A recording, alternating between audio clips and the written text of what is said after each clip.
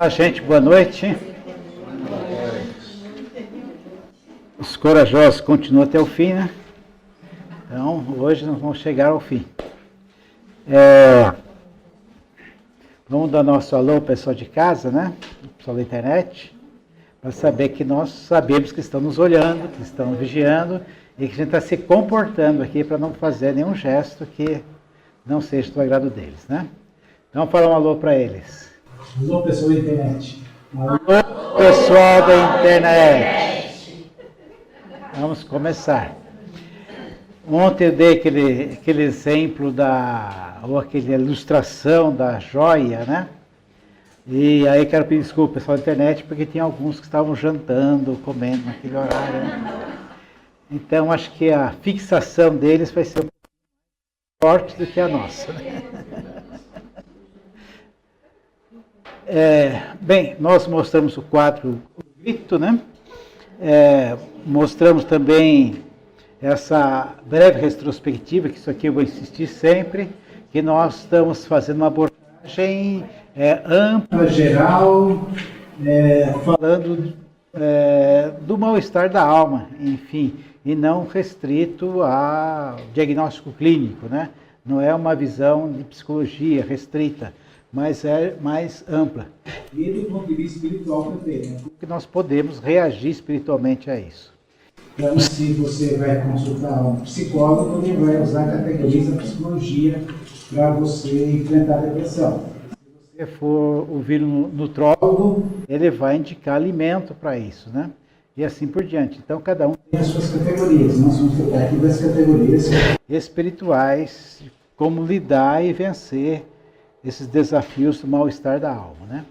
E algumas coisas que acho que ela transcende qualquer área, que são de comum, né? Por exemplo, a questão desse mundo virtual que nós temos hoje, né?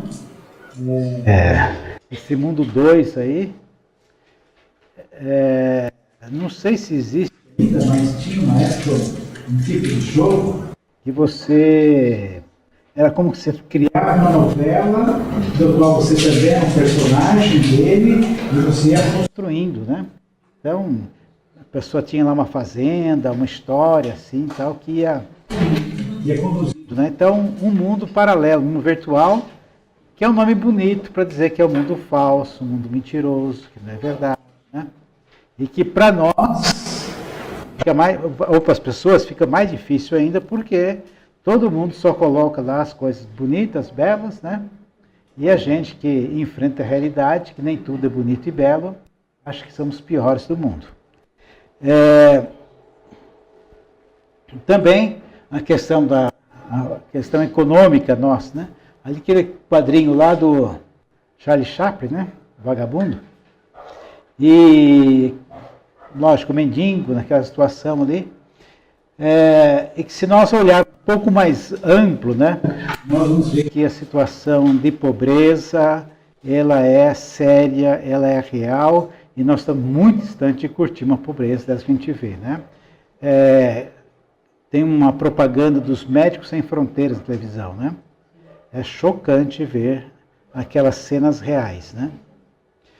Então, nós podemos ficar muito felizes em o que temos, né? Se nós tivermos um coração grato, agradecido, olharmos tanta coisa que nós poderíamos estar jogando nosso dinheiro fora e não estamos fazendo isso, né? Bom, outra coisa é a questão da pessoa ela sentir-se infeliz porque não é amada, né? Mas isso aí nos coloca numa condição de que eu estou olhando para o meu umbigo, eu sou o centro, né? Então ninguém me ama, eu não sou feliz. Mas a felicidade se encontra quando a gente se dispõe a amar. Nós estamos num caminho de sermos cada vez mais parecidos com Deus, né? Sermos cada vez mais semelhantes a Deus. E Deus é aquele que ama. Então, se eu exigir um amor egoísta, que eu ser amado, eu estou no outro. Paulo, escrevemos dessa licença, que você talvez mais objetivo nesse assunto, regocijar sempre, como é necessário, em tudo as graças, porque essa é a vontade de Deus em Cristo Jesus para convosco. Não apagueis o Espírito.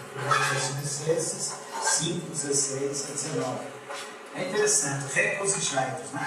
Como que a gente pode ter uma ordem dessa? A Bíblia fala assim, fique feliz. Né? Eu sou hipertenso, então a pessoa assim, você não pode ter pressão alta, porque eu falo para ela, porque você não sabe. Então parece que são ordens assim, são imperativos, regozijai-vos, né? No próprio Filipenses, ele vai falar, alegrai-vos sempre. Outra vez eu digo, alegrai-vos sempre do Senhor. Como que se isso pudesse ser uma ordem que você escolhe se ficar triste ou alegre, né? Mas continuando no contexto todo, regozijai-vos, alegrai-vos, tolerar se necessário, ligar graças, isso é vontade de Deus para conosco. Às vezes, nós podemos não estarmos tão alegres, né? Mas se nós começamos a orar, mesmo sem alegria, essa alegria vai aparecer em nosso espírito, vai alegrar-nos. Se eu começo a dar graças, né, eu começo a ver que a vida é muito melhor do que eles estão tentando ensinar para mim. Então, por exemplo, agradeço a Deus por estar respirando agora. Se eu não estivesse respirando, quantas pessoas que deixaram de respirar? Né? Tem um autor já falecido, ele fala que o cemitério é o lugar que tem o maior depósito de grandes projetos. Pessoas que morreram e não realizaram projetos. Né? E nós estamos em condição, né, de olharmos e realizarmos projetos. Então, o banho quente, a roupa que você veste, a casa que te abriga, quantas coisas nós podemos agradecer a Deus e dar um suspiro, graças a Deus, né, por tudo isso. E se nós começarmos a olhar essas inúmeras coisas, bens que nós temos, isso não vai entristecer a gente, isso vai alegrar a gente. Esse é o anti-fakebook. Tá? Anti-fakebook. Facebook quer suprimir, quer deixar lá embaixo. Você é o pior de todos. Mas quando nós olhamos desse lado das coisas, a gente vai se enchendo do Espírito e vai ter alegria. Paulo, escrevendo aos Romanos, fala, porque Deus, a quem sirvo em Espírito, no Evangelho de seu Filho, é minha testemunha de como incessantemente faço menção de vós em todas as minhas orações, suplicando que, em algum tempo, pela vontade de Deus, se me ofereça boa ocasião de visitá-los. Então, todos nós temos o hábito de orar. Nós podemos ter vários assuntos, mas alguns assuntos estão presentes toda vez, né?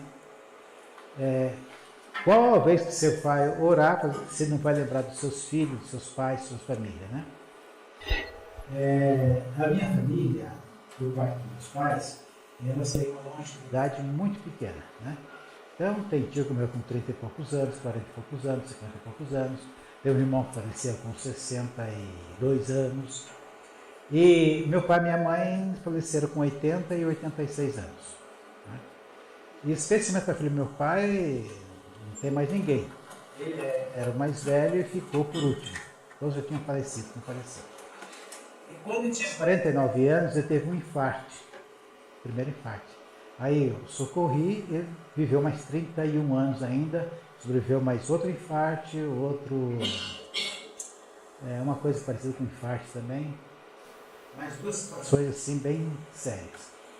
E eu atribuo isso ao seguinte, né? Logo que eu conheci o Evangelho, conheci Jesus e tal, um versículo que me saltou aos olhos em letras garrafais, aliás, não é um versículo, é uma frase que Paulo fala ao carcereiro de Filipos. Né?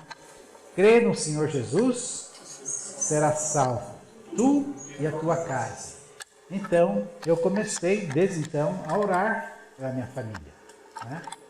E eu tenho que essa sobrevida de 31 anos que meu pai teve, diferente dos filhos, foi para Deus consolidar a salvação na vida dele. Né? E a última conversa que eu tive com ele, eu ia viajar no dia seguinte, passei a noite lá, E, né? Como todo velho, tem seus queixumes, né? Tem uma dor, tem, enfim, algum mal-estar ali presente sempre, né? E aquele dia não foi diferente, né? E a conversa foi assim, rapaz, mas se aqui fosse tudo bom, A gente tinha desejado assim, melhorar, né? Ir para o céu, pela vida eterna e tal, né? Então tem algumas coisas que acontecem na vida da gente exatamente para a gente valorizar uma outra vida melhor que vem depois, né? Não, porque às vezes eu falava assim, opa, não, isso é isso, tal, passa, tal. Dessa vez não falei isso. Aí orei, saí, tal, viajei, e no dia seguinte ele apareceu. tenho sim, Comigo a certeza que ele né? Foi com o Senhor, está com o Senhor. Mas o detalhe que eu ia falar é os 35 anos. 31 anos sobre vida, e parece que Os outros não não tiveram isso, né? Então, crê no Senhor Jesus, será salvo tu e tua casa. A nossa família é um assunto, são pessoas que estão presentes em nossas orações todos os dias. E deve ser assim. E nós não não devemos desanimar, porque quando nós encontramos com Deus, é que ninguém em casa conheça Deus, mas se nós conhecemos, nós somos o representante de Deus ali, né?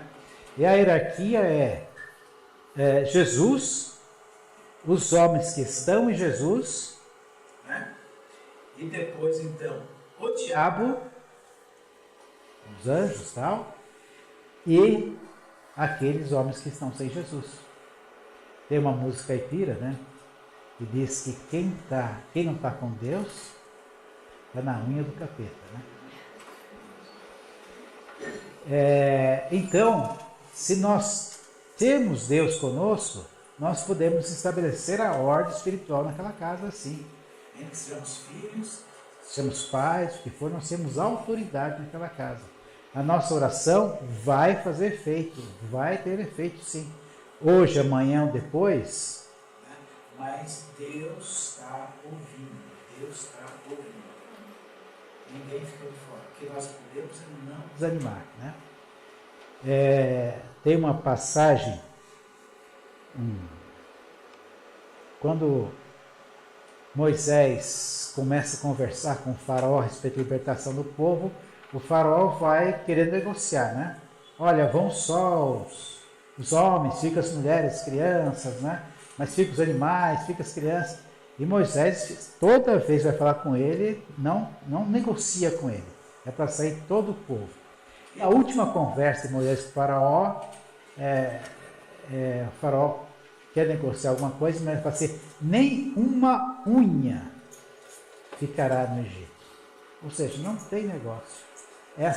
O diabo não negocia, porque a gente faz uma concessão para ele. Sabe aquela história de você dar a mão, vai o braço, vai tudo? Ele não está interessado na sua mão, está interessado em você inteiro.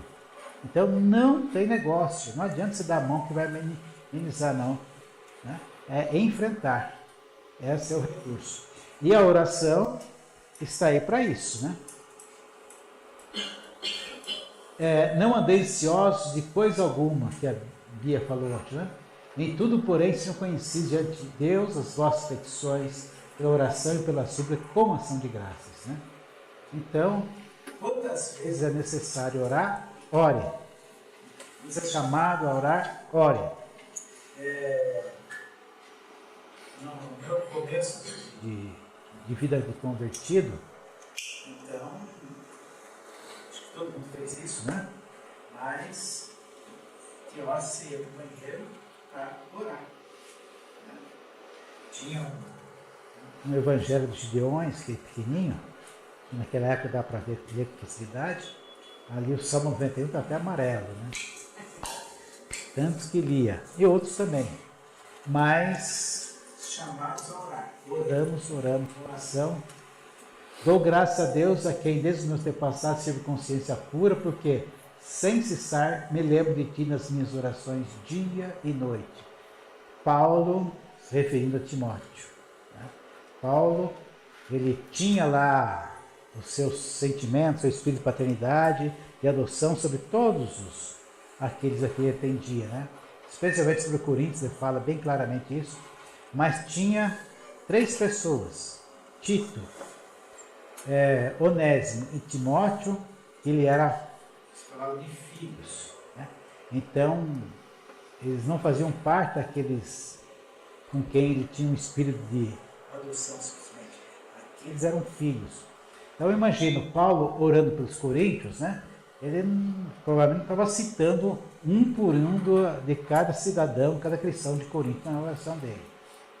Mas então ele orava e tal, né? Mas Paulo, a Timóteo, ele mencionava com nome, né? É dessa pessoa que eu estou falando. Bem, então, oração, gente, é uma coisa indispensável, é a melhor ferramenta que nós temos para enfrentar qualquer mal-estar da alma. Oração.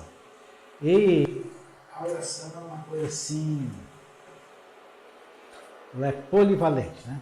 Você pode orar quando está feliz, dar um glória a Deus e aleluia, e cantar, extravasar. Você pode orar nos seus prantos também, chorando, né?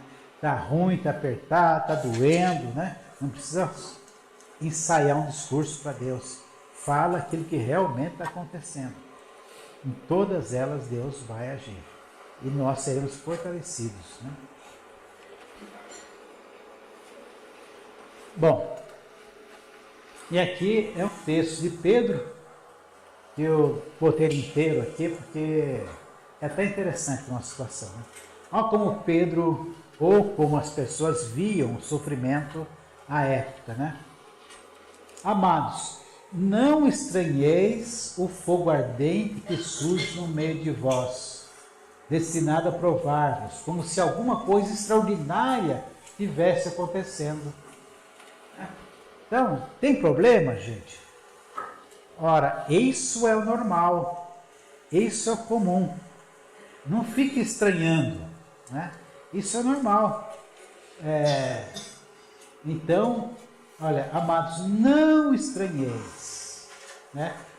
Com a prova, como se fosse uma coisa extraordinária. Não passamos por dificuldades, isso é normal. Não é que se estranhar, isso é normal. Pelo contrário, alegrai-vos na medida em que sois participantes do sofrimento de Cristo. Então, alegrai-vos sempre. Eu penso, mas se eu estiver sofrendo, eu posso me alegrar também? Devo me alegrar? Ele está respondendo, né? Alegrar também por ser participante do sofrimento de Cristo. Agora vamos ver que tipo de sofrimento que é esse, né?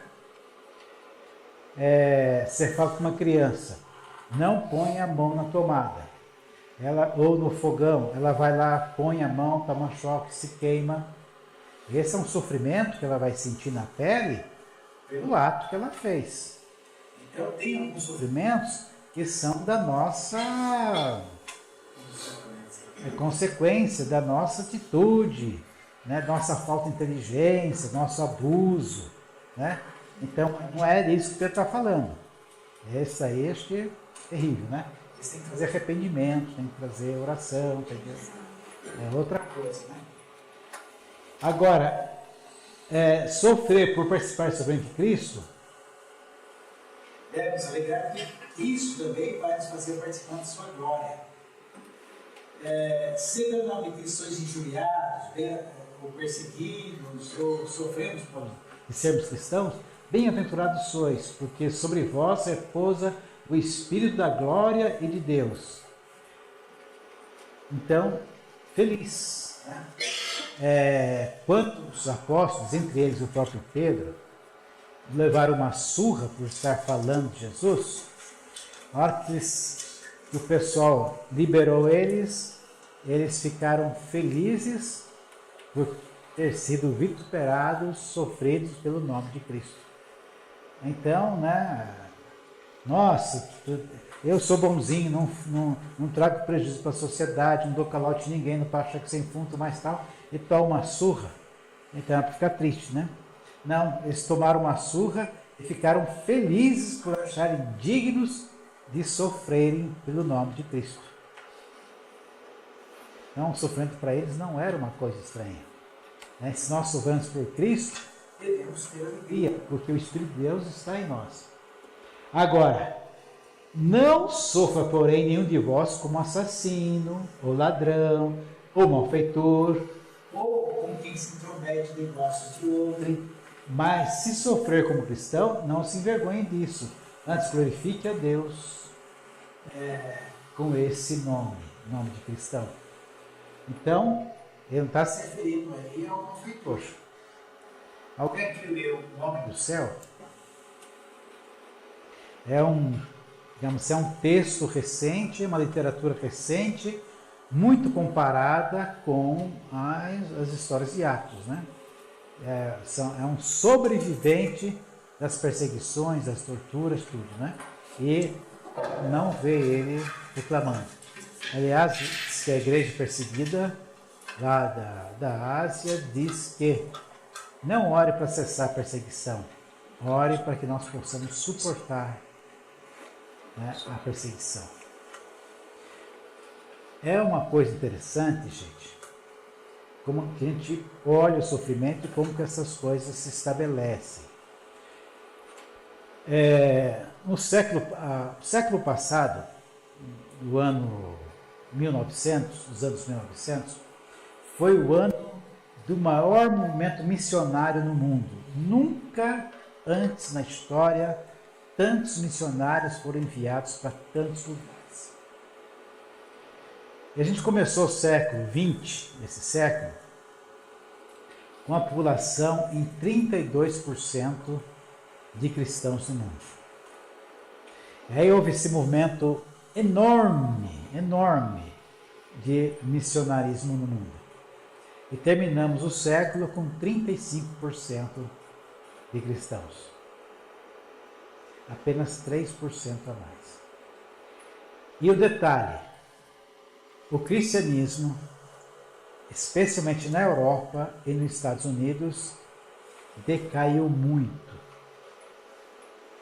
Caiu de uns 20%, 30% em alguns lugares.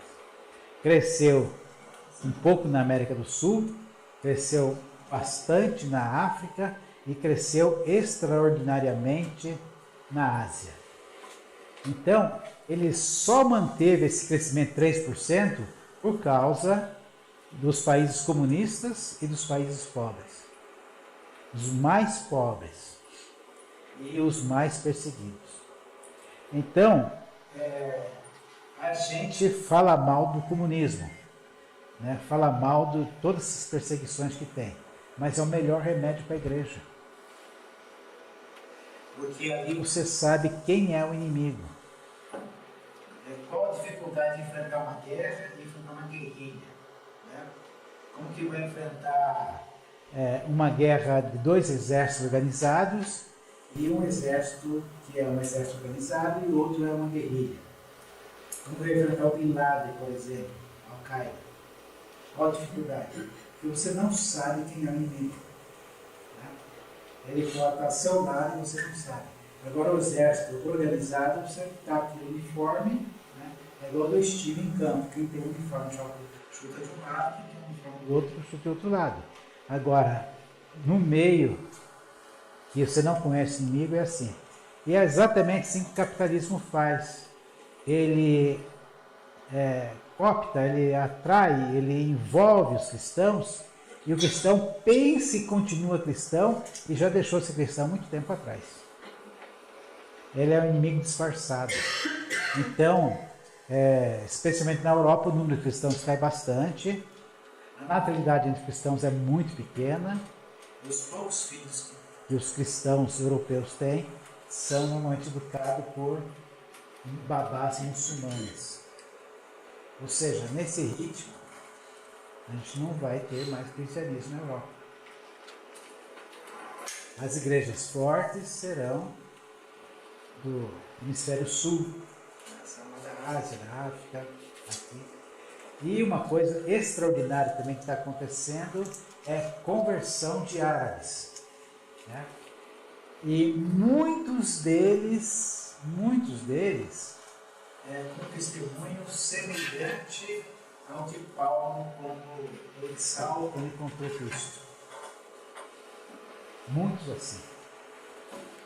Então, tem algo acontecendo no mundo e nós temos que compreender o sofrimento, porque senão, se for fugir do sofrimento, quiser poupar a sua vida, a gente vai perder.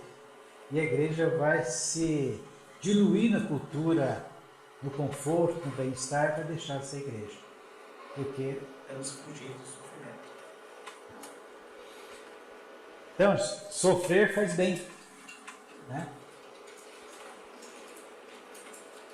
Vamos falar um pouco sobre a graça e depois vamos ter um intervalo. Alguém quer fazer um comentário, alguma coisa até aqui? Tudo bem? Tem como antecipar o intervalo?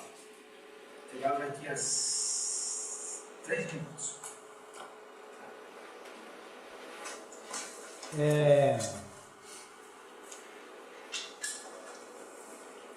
Vocês já depararam com uma situação assim De alguém sofrendo, e parece que ela está bem e você olha o sofrimento é tão grande, você fala assim, eu não suportaria. Não sei como que ele aguenta. eu tenho 2 exemplos muito próximos assim de mim, né? No julho tinha uma irmã que chamava Dalva e ela faleceu de câncer. E eu fui visitá-la na aula dos seminários do hospital e quem conhece uma aula de pacientes terminais é muito difícil, né?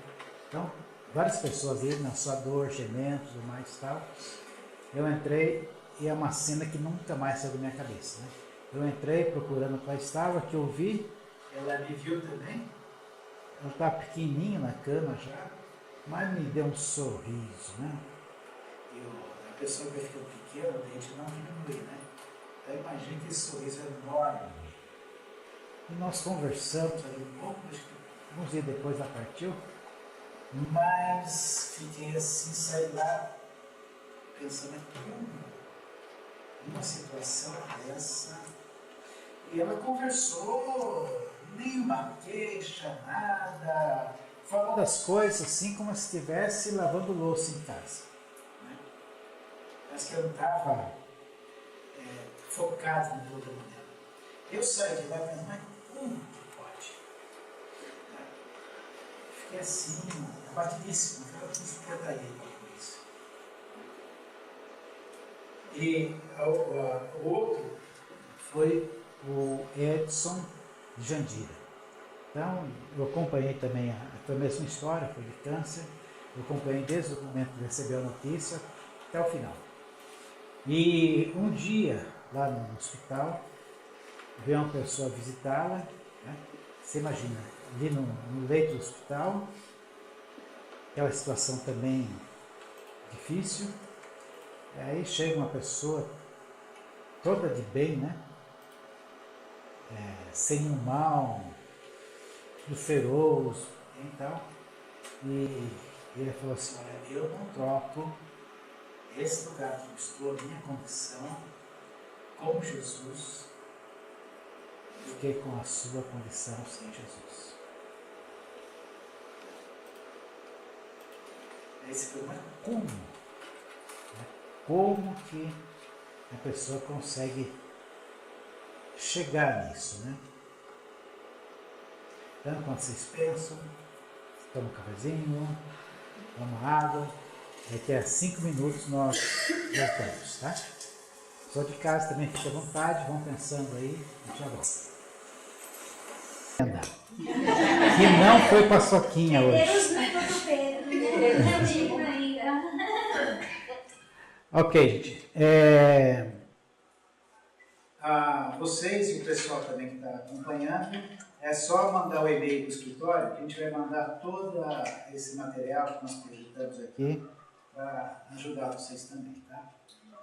Então, uma das coisas, gente, que a gente se interessa por esse assunto é porque nós, através dele, podemos ajudar outros também, né? Se nós não somos o interessado primeiro, Nós podemos ter um pouquinho mais de bagagem para ajudar outras pessoas, né?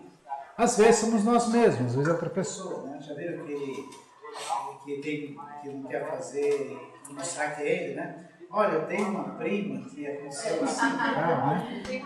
Tem um amigo, né? Então, vale para isso também. Então a graça, Deus dá a graça no momento certo à pessoa certa.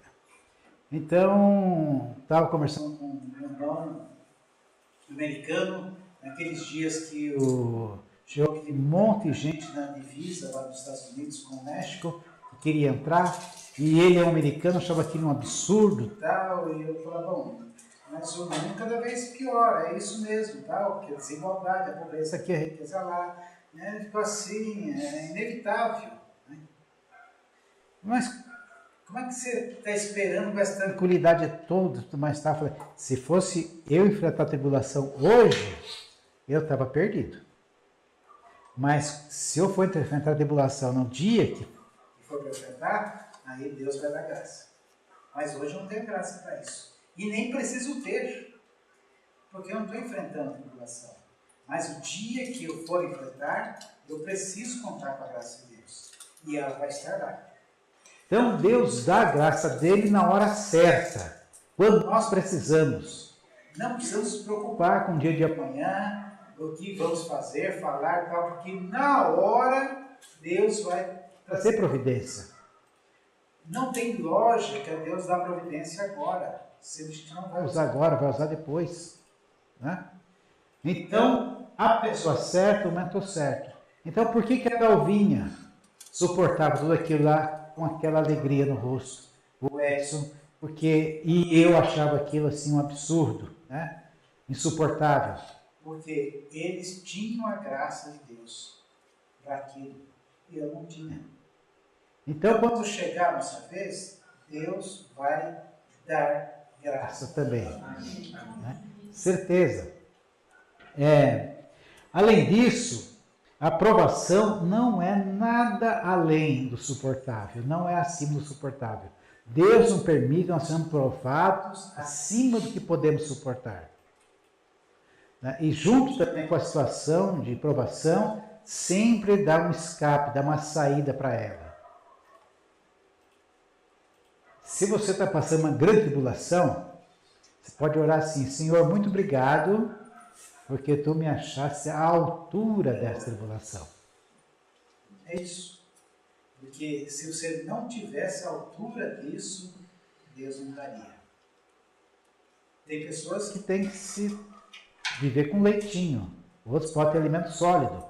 Então as tribulações também, uns têm uma dose muito fraquinha, porque se passar daquilo desmancha. Outros têm uma tribulação forte, né? Mas Deus sabe medir, sabe que nós somos pó, lembra que somos pó, e não vai dar acima do que nós podemos aguentar. Tá? Então, essas são premissas. Isso aí.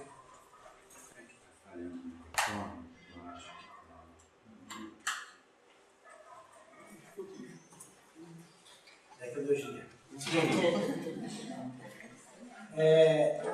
Se Deus não nos livra da provação, e quando Deus nos livra da provação, a gente não sabe, gente. Né?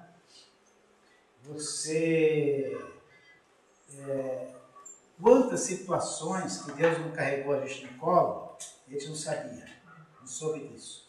Né? Quantas situações Deus livrou, mas não sabemos. E por nós não sabermos, nós não glorificamos a Deus, não vemos a mão de Deus nisso. Né? Quantas vezes passamos por perigos que fomos livrados sem sabermos? Uma vez que teve um rapaz na nossa reunião de família, lá na casa do Roberto, um parente dele que estava lá. E ele falou assim: Jesus é igual a mãe. Foi intrigado uma afirmação assim, Jesus é igual a mãe, né? Aí ele explicou: a gente dorme no sofá, tudo torto lá, tudo mais tal, sem coberta, e se acorda um dia na sua cama, né? Cobertor quentinho, tudo mais tal. Como é que eu vim parar aqui? Né? Então depois vai entender que foi a mãe que pegou você no sofá, levou na cama, tal, lá. Vocês veem, né? E Jesus faz isso sempre com a gente. A gente nem lembra de agradecer também. Né? Então se virou obrigação da mãe, a obrigação de Jesus. Né? Então tem muitas coisas, nós somos livrados que nós não sabemos. Então aquela frase que Deus não livra da aprovação, mas na aprovação, não é inteiramente verdade. Ela livra das duas coisas. É que se livrar da aprovação nós não sabemos. Agora, com o livro na aprovação, aí nós sabemos. De uma forma ou de outra, o livramento, o escape, ele vem. É certo. Deus, né, olha só, né, ele podia resolver todas as coisas sem nós, e ele resolveu fazer uma parceria conosco, uma aliança conosco. E ainda, mais ainda, ele vai andar no nosso ritmo. Pega lá aquele corredor lá, Bolt, né? Bolt. Né? Então, imagine, né, se eu fosse correr com ele, né, e a minha perna direita estivesse amarrada à perna esquerda dele. Qual seria a velocidade da dupla? Seria a minha velocidade. Deus fez isso. Né? Deus é tão encantador que ele fez isso. Ele poderia resolver depressa. E às vezes nós não temos a mesma paciência em ensinar, em levar outros conosco, porque e ele é do nosso ritmo. Né? Então Deus se propõe até se limitar a Ele mesmo ao fazer aliança conosco. Deus suporta em nós o sofrimento. Né? Então por isso a gente não pode nunca dizer ou acreditar, falar, olha, isso aqui é irresistível. Nossa, pequei, mas era irresistível. Mentira. Né? Se a tentação foi grande, é porque Deus te julgou à altura de enfrentar aquilo lá. É insuportável. É insuportável para mim, mas quem está vivendo na graça de Deus é suportável, sim. Então, a gente crendo nisso, que Deus dá graça, Deus passa conosco, sofre em nós isso, não estamos passando, e que a aprovação não é acima do que nós podemos suportar, essas palavras são encorajadoras para quem está passando por situações assim. Né? Às vezes situações até inexplicáveis. Né? Então, a gente estava falando do pecado geral, imagina, quem mora em alguns lugares do Rio de Janeiro está sujeito a tiroteio, ficar no meio do fogo cruzado. E está sujeito a receber uma bala perdida. Ele não tem nada a ver com a briga, não tem nada mais, está sujeito àquele ambiente que é daquele pecado. Né? Jesus veio para tirar o pecado do mundo. Então, o mundo governado por Jesus, o mundo que Jesus vai reinar depois de sua volta, vai ser um mundo sem esse pecado. Deus vai tirar esse pecado. O Cordeiro de Deus vai tirar o pecado. Mas, imagina o drama de uma mãe que perde um filho numa situação dessa. Uma bala perdida sem ele merecer, sem nada. Né? Então, nessa hora, Jesus está junto. Jesus não abandona, ele está junto, ele está sofrendo ali, né? Bom, esse versículo você pode escrever, colocar na sua porta, no seu caderno, na sua Bíblia, onde for, vai te ajudar muito, né? Não vos sobreveio a tentação que não fosse humana. Né? Deus não olha para você, bom, se você fosse anjo, você ia vencer isso aqui. Não, a tentação é humana. Jesus passou por todas as provações. Ele foi tentado como homem. Ele não foi tentado como anjo nem como Deus, foi tentado como homem. Nós somos tentados, somos provados como homem também. Né? Não é acima da força humana. Mas Deus é fiel e não permitirá que sejais tentado além das vossas forças. Tudo que Satanás quer jogar sobre nós, antes de qualquer coisa, tem que pedir permissão a Deus. Então, quando a gente lê o livro de Jó, fica bem claro isso, né? Então, Jó é temente, reto a Deus, desviando-se do mal, tudo mais, ela vem uma vida reta. E Deus também que provoca, né, o diabo. Ah, você veio de rodear a terra, você viu meu servo Jó? Parece que Deus está estufa o peito, sem falar, né? Homem reto, isso e aquilo. E o diabo aproveita. Mas, né, tira as coisas dele, vê se não vai blasfemar de você na sua cara. Então, bem, você vai lá e faz isso, mas não toque nele. Então, morre os 10 filhos, né? 7 homens, 2 mulheres, perde lá os rebanhos, milhares, né? Perde tudo, cai a casa, tudo mais e tal. Sobrevive a mulher dele que tinha um propósito aí. Mas não mexeu com ela. E ele não blasfemou. Eu vim nesse mundo sem possuir nada e vou voltar sem possuir nada. Deus me deu, Deus me tira, tudo bem. Aí, outra vez, dá lá Satanás. Então, Satanás parou. O limite dele era tocar nas coisas, não em Jó. Aí ele apela, né? Mas a vida pela vida, toca na vida dele, para ver se ele não vai blasfemar. Então, vai. Apenas não mate ele, né? Toque no corpo dele. E diz que as feridas em Jó brotaram da planta dos pés até a cabeça. Tudo, né? Ele rafava assim com um caco, né? Então fechava, não parecia outro e tal, situação terrível. E aí a mulher dele se apresenta ao que veio, né? Amaldiçoa Deus e morre. Depois tem os 3 amigos que sentam com ele. Aí um quarto que aparece lá, que é jovem, e fala de fato as verdades para Jó. E aí Jó cai em si e tem uma outra experiência com Deus. Tal. Mas eu quero chamar a atenção, a história que todo mundo conhece, eu quero chamar a atenção o seguinte: Satanás agiu no limite do que Deus permitiu a ele.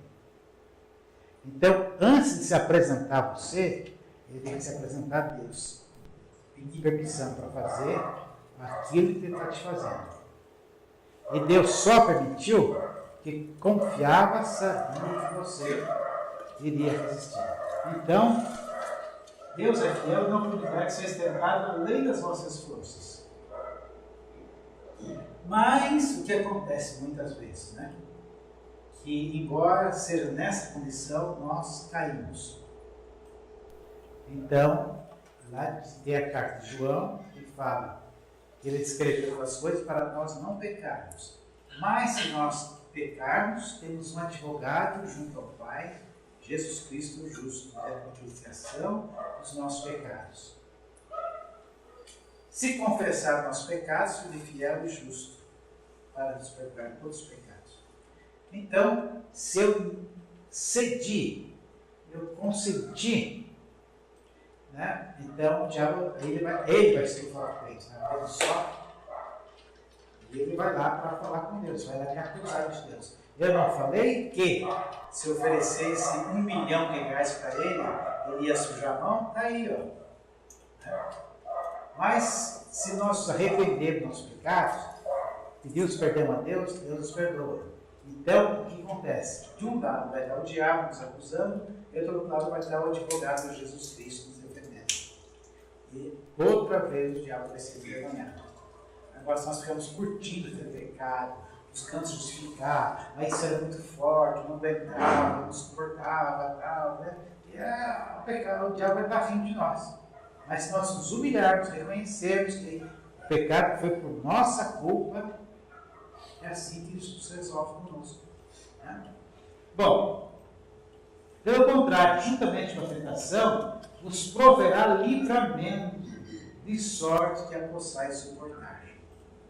Então, você é forte para aguentar. Se por acaso você fraquejar, confesse que é tudo como antes. Gente, Deus pensou em tudo.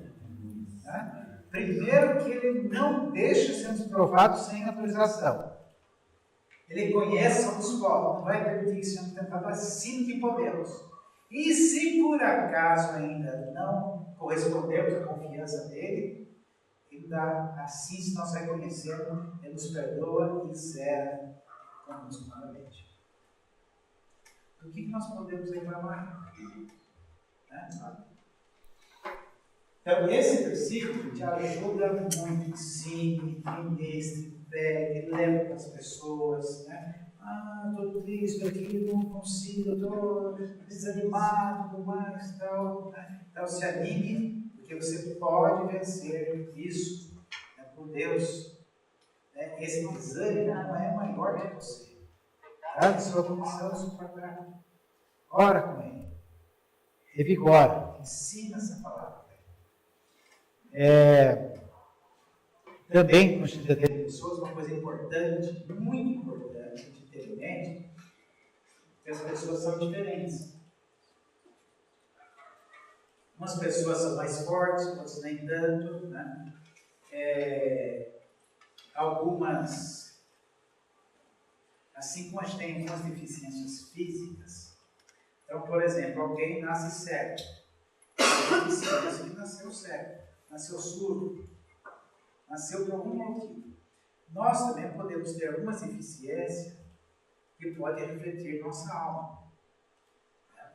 Nosso caráter, nosso jeito de ser. Caráter não é o seguinte ser bom caráter ou mau caráter. Caráter é característica, né? Então, aquela característica interna nossa. Então, tem pessoas que elas são assim uma fortaleza. Elas vão ter facilidade de lidar com as coisas. Eu, quando fumava, parei de fumar 32 vezes. A última foi uns 40 e poucos anos. Mas foi difícil. E tinha pessoas que chegavam a comprar, não, parei de fumar. Nem se convertia, nem orava. E para mim foi tão difícil. Então as pessoas são diferentes. Pessoas que enfrentam situações de calamidade, firme e forte. E outras se abatem. Né? Tem algumas que parece que elas não vão conviver com o mal-estar da alma nunca. E outras parecem que têm um mal-estar instalado.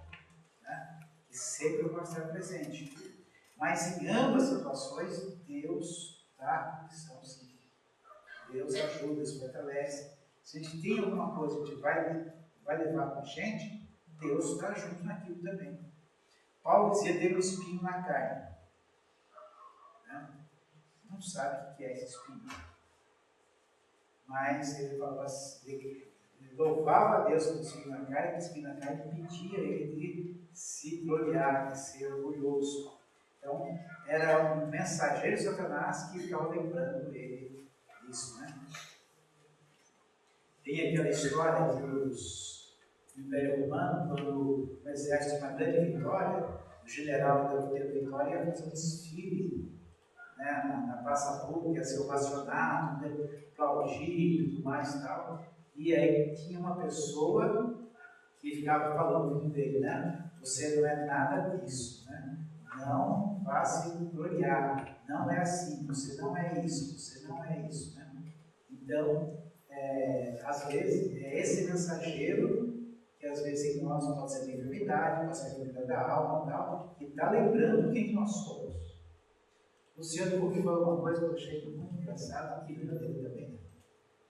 Ele falou o seguinte: se eu fosse bonito, eu seria insuportável.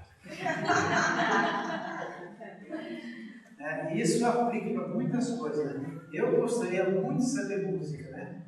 Mas eu acho que se eu soubesse música, eu estaria aí correndo sérios riscos. Então, é melhor ficar nesse patamar mesmo. Então, nós temos algumas coisas que são medidas de proteção que Deus coloca conosco. A gente não deve lutar contra ele, reclamar contra ele. Né? O espinho na carne, qual foi? Por 3 vezes eu orei ao Senhor. E qual foi a resposta do Senhor para ele? A minha graça te basta. A minha graça basta. Não importa se a gente tem um mal ou não tem um mal, se é rápido ou se é longo. O que importa é que nós temos a graça de Deus. Isso é fundamental. Ok. Vamos lá, gente. Noite escura. O que isso fizeram esse título? Alegria, felicidade, poesia, tal, um abatimento, uma tristeza, aquele tal, assim. Então, noite escura. Parece que também é um meio pleonasmo, porque noite supõe que ela seja escura e o sol. algumas são muito claras, mas noite escura sugere que você não enxerga, a coisa está feia. Né? Quem apresentou essa expressão foi esse homem aqui, São João da Cruz. Ele surgiu da igreja, aí nos anos 1500, numa época que a igreja estava assim, muito opulenta, muito cheia de luxo, mas tal. E ele começou a pregar o seguinte, que o luxo não era compatível. Né? Então, falava de Jesus, tinha uma túnica que era emprestada, Jesus era pobre, tal, tinha que ter pobreza. E aí, o pessoal da teologia, da obediência, resolveu perseguir, foi encarcerado, mas andou fugitivo. E das pregações dele, da mensagem dele, nasceu aquela ordem dos carmelitas descalços, das carmelitas descalças, né? Que era assim, um movimento contrário, chamava atenção, era um movimento profético dentro da igreja para chamar a atenção do luxo que estavam usando na época. E ele fala de duas noites escuras, a noite escura da alma, é aquela que todos nós já passamos, né? Um dia se decepciona com o mundo, né? Às vezes um fim de romance, às vezes uma briga em casa, uma nota baixa na escola, um desemprego, uma coisa assim tal, que afunda a vida da gente, um episódio, mas que isso nos leva à conversão. Conheci uma família que estava orando pela conversão deles, né, na família, e eles começaram a perder coisa, perderam o caminhão, que era a sua família e tal, até o dia que eles quebraram a última xícara de arroz que era para cozinhar aquele dia. E aí encontraram Jesus. Então, a noite escura da alma é aquela que a gente se desilude com o mundo, fica decepcionado com o mundo, frustrado com o mundo, até consigo mesmo, mas nessa hora ela é de experiência de conversão e ela não quer mais saber das coisas do mundo, só de Deus. Aí então, maravilha, né? Agora as coisas de Deus, não vou mais para o vou para a igreja, enfim, minha leitura é outra, meus filhos são outros, né? Tudo é outro, então muito feliz. E às vezes a pessoa está nessa toada, feliz da vida, servindo, tratando, cuidando das coisas de Deus.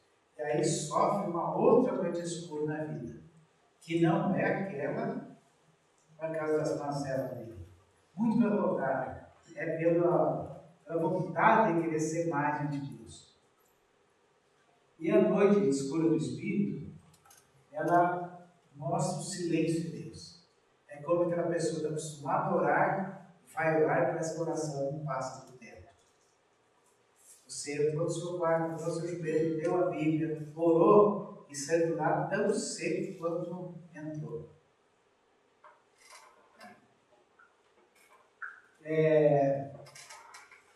E isso, às vezes, demora um dia, 2 dias, às vezes demora anos. Né? A pessoa vai naquela secura, Deus não fala mais comigo, está em silêncio, perde o rumo, não sabe para onde vai e tal. É como que a vida virou um deserto total. Né? Não encontra direção. Mas vai chegar um momento que essa noite escura vai acabar também. E aí, na noite escura do Espírito, quando ela termina, ela é muito mais terrível que a noite escura da alma. Aí você não quer mais saber das coisas de Deus. Você só quer saber do próprio Deus. Quer se abandonar totalmente nele. Quer a sua união com ele. Aí o que vale é Deus. E a pessoa que sai disso, ela sai parecendo ser de fato uma outra pessoa que não é desse mundo. São pessoas ímpares, você não encontra 2 iguais. Tem uma pessoa, acho que talvez mais recente, que passou por isso, Madre Teresa de Calcutá. Então, o biógrafo inglês, que foi fazer a biografia dela, encontrou as anotações dela mais tal, e ela falava assim: será que essa é a minha vocação? Será que estou fazendo a coisa certa? Será que estou fazendo para aquilo para o qual fui chamada? Aquilo para que eu nasci? Cheio de dúvidas e tal, né? E o biógrafo, que não conhecia essas coisas, falou que era crise de fé da irmã, da Madre Teresa. Mas o fato é que ela tenha passado por uma noite escura que ela questionava tudo. Né? Acho que todo mundo teve a chance de eu ver pelo menos um dos filmes dela. Né? Uma mulher extraordinária. Aparece uma de cada, de vez em quando, né? Extraordinária aquela mulher. E aquela mulher extraordinária ainda tinha perguntas, né, que ela fazia para Deus. E ela era uma pessoa que buscava ouvir Deus. Numa das cenas do filme dela, ela quer construir lá mais um espaço e a prefeitura não aprova, e os tratores vão lá, derrubam tudo, assim, tal, e ela fica, e agora? Porque ela imaginava construir aquilo porque era uma orientação de Deus, né? Então, juntou dinheiro daquilo, daquela dificuldade, e os tratores roubaram um instante daquilo.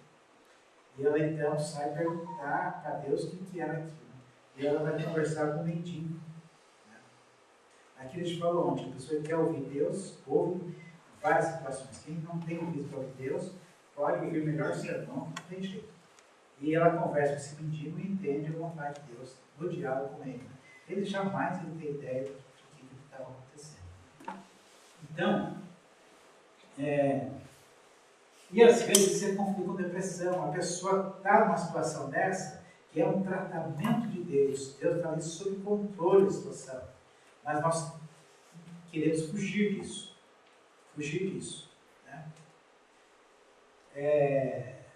Na época do São João da Cruz, não tinha antidepressivos, não tinha nada disso. Então, era ele que tinha que enfrentar com Deus mesmo. Né?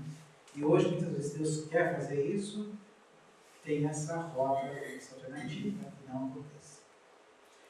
Bom, então, não estranheis o ardente fogo que vem sobre vós. Não desespere. Né? É uma noite escura. E depois da escura, o sol vai brilhar outra vez. E a gente vai ser uma pessoa ímpar na mão de Deus. Né? Bom, eu acho que essa é a imagem do Cristo crucificado mais comum que nós temos. Né? Eu escolhi aqui a do Diego Velasco, que teve em casa também, um quadro muito bonito, muito conhecido do Cristo crucificado. E parece muitas vezes que nós temos essa visão da paixão de Cristo. Né? Nós vemos um homem, alguém que morreu torturado, morreu nessa condição, e parece que é alguém que passou por isso, a história dele. É como se eu estivesse vendo um filme, vendo uma cena, assistindo uma cena. Quando, na verdade, eu faço parte dessa cena. Ela diz respeito a mim. Isso aconteceu, de fato, mas aconteceu por minha causa. Né? Essa imagem de Cristo não é para a gente ter dó, né, dele, mas é para entender o que estava reservado para nós, inclusive a lei da cruz, e que ele passou. Então não é um filme que eu vejo na tela, mas é um filme do qual eu participo. Bom, mas essa é a cena mais conhecida. Eu queria mostrar uma outra cena que chama-se o Cristo de São João da Cruz. Ainda foi pintado por Salvador Dalí. Não sei se vocês conseguem perceber a gravura daí. Então, esta aqui e esta aqui. Qual a diferença mais acentuada que tem? Ela está suspensa sobre a Terra, né, sobre o planeta. Uhum. Sim, o que mais? Essa daí ele está sendo visto por Deus. Uhum. A visão é da nuca de Cristo. Né? Aqui, a visão é da face de Cristo. Né? Nós estamos aqui olhando de baixo para a cruz que foi levantada. E aqui, se vê a nuca de Cristo. Então, quem está vendo a crucificação, está vendo lá de cima. E também, como a Luiz falou, a cruz ela não está colocada num lugarzinho geográfico, localizado, estático ali, né? Ela está sobre todo o universo. São João da Cruz, os textos deles, é fácil entender. É difícil entender como que Salvador Dalí conseguiu captar isso. Porque ele é um artista que não tem compromisso assim, não tem nós, né?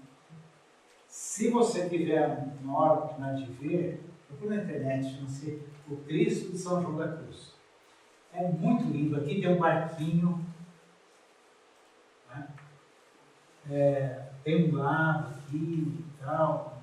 Espécie de, não sabe se é um lago, se é um céu aqui. É muito bonito isso. Mas aqui está a redenção. Então, quando Cristo subiu a cruz, nós ouvimos, né? Aquilo era um fato acontecendo. Mas não era a história de um homem só. Era toda a nossa história, a história do mundo, do universo. Né? E Deus está vendo aqui de cima.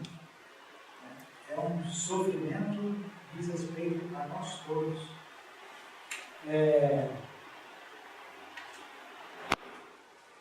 Então Deus estava reconciliando consigo o mundo de uma vez. Então aquele pecado lá atrás, o primeiro pecado de Adão e Eva, que abriu aquela separação, foi cada vez mais, abrindo cada vez mais, né, a brecha. Aqui Deus estava reconciliando consigo o mundo.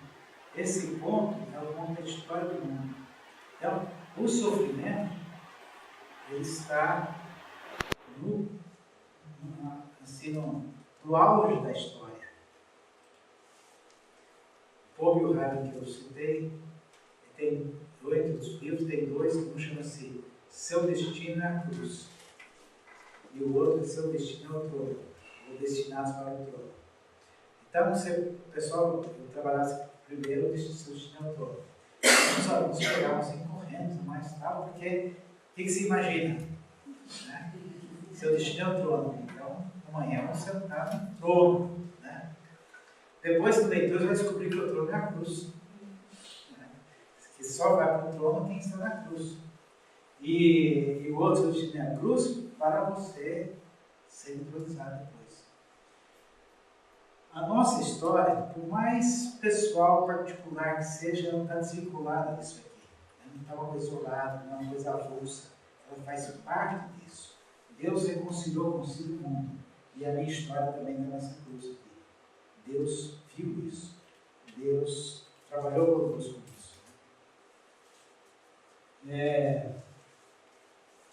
E essa é a imagem que eu ia deixar, pelo menos, ser mais forte para vocês. E conselho, dê uma olhada, procure ver essa imagem.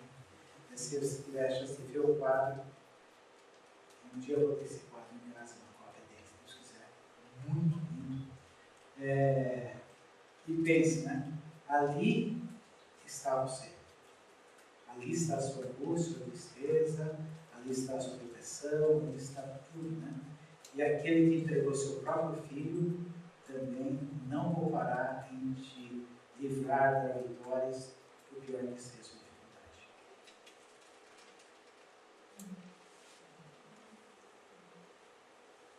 Achou aí?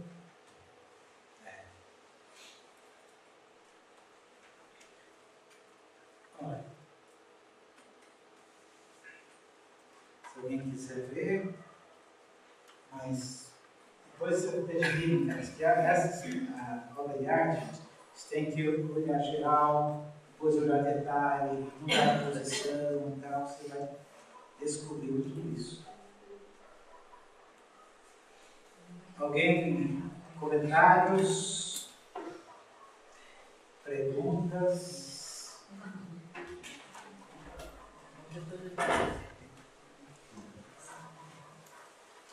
Com relação a Madre Teresa de Calcutá, que ele falou a respeito da experiência da noite escura, quem puder ler o livro que foi lançado, né, com o diário dela que ela escreveu, é impressionante o que ela relata no livro. porque ela pediu que o diário não fosse editado, né? Mas ela acabou sendo desobedecida e o diário foi editado, foi lançado. Então é impressionante ver ela se colocando, ela escrevendo, ela falando de tudo que ela sentia, sendo a pessoa que ela era.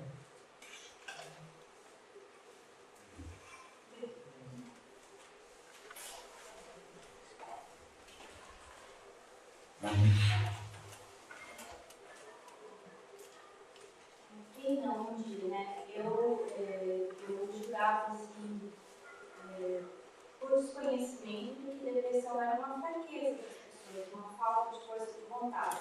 Até que eu tive, obviamente, né? Tive depressão pós-parto, tive disfunção hormonal, e uma cobrança muito grande, uma desinformação muito grande, muitos anos atrás, né? Mas passei. E houve uma frase que me marcou muito, tanto na teoria quanto na prática. Só quem sofreu sabe avaliar quem sofre. Aí eu saí da depressão instantaneamente, de um dia para o outro, Deus tinha um propósito nisso, e logo em seguida eu comecei na minha reunião de família uma pessoa depressiva. Então não foi coincidência, né? E foi muito bom o tempo que a gente percorreu, ela tinha perdido a mãe, tinha perdido a avó, tinha entrado numa depressão profunda, e eu pude caminhar com ela de uma outra forma. Então, foi uma experiência assim, muito singular e nos ajuda. Né? Então, isso é muito importante, a gente não julgar, porque a gente não conhece o todo. Né? Deus está nisso, com certeza. Esteve nisso e hoje eu tenho.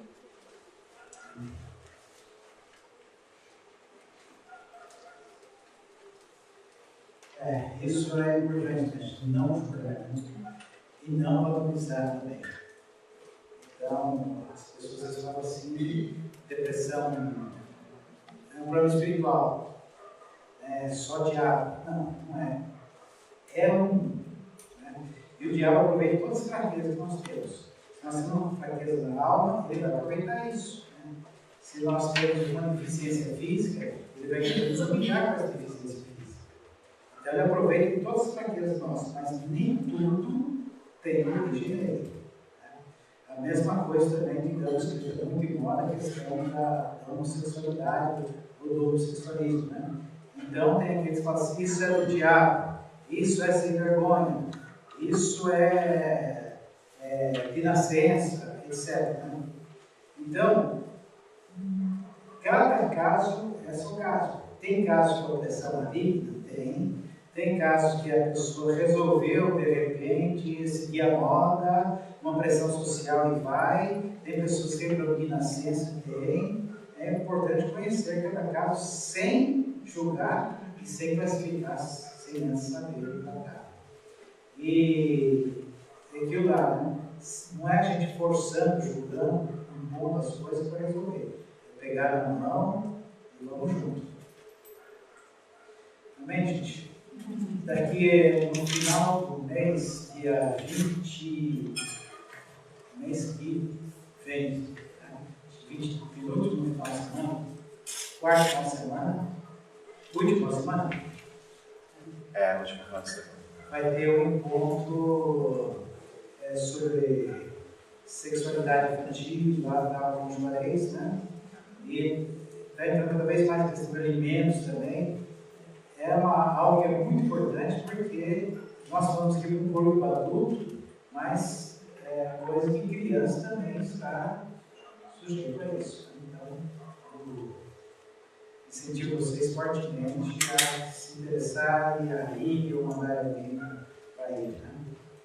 Né? No final de setembro, na última segunda, terça e quarta de setembro, a gente continua com o nosso curso aqui. Quem vai estar aqui vai ser o Christopher, tá? Então fique atento às inscrições. Veio, né? Vai ser sobre teologia da substituição, sobre Israel, sobre os cristãos, uma preparação para a conferência do TJ em novembro. Tá? Então, se você não se animou para o novembro, você vai ser animado. Se você está animado para o novembro, você vai ser animado. Amém? Muito obrigado, gente, pela paciência, pela presença. Deus abençoe a todos. Espero que eu não tenha sido desanimador para vocês que ainda no mês que vem. Continue vindo. A gente quer manter o padrão esse ano e o ano que vem a gente quer fazer uma coisa melhor e mais organizada ainda, tá? A gente tem assim uma falta de estudar mais, a gente quer abrir esse espaço para mais gente, tá? Oremos. Deus, ora por nós.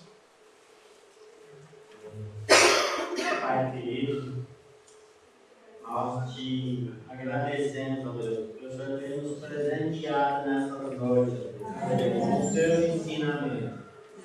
Te louvamos pela vida do Pedro. O Senhor tem preparado essa vida para estar nos ensinando, de acordo com o desejo do teu coração. Leva para os nossos lares esta noite, em segurança. E de lá do nosso coração, Deus, para absorver mais e mais a tua palavra. Que esse ensinamento possa estar gravado na casa do nosso coração. Nós oramos assim em nome de Jesus. Amém.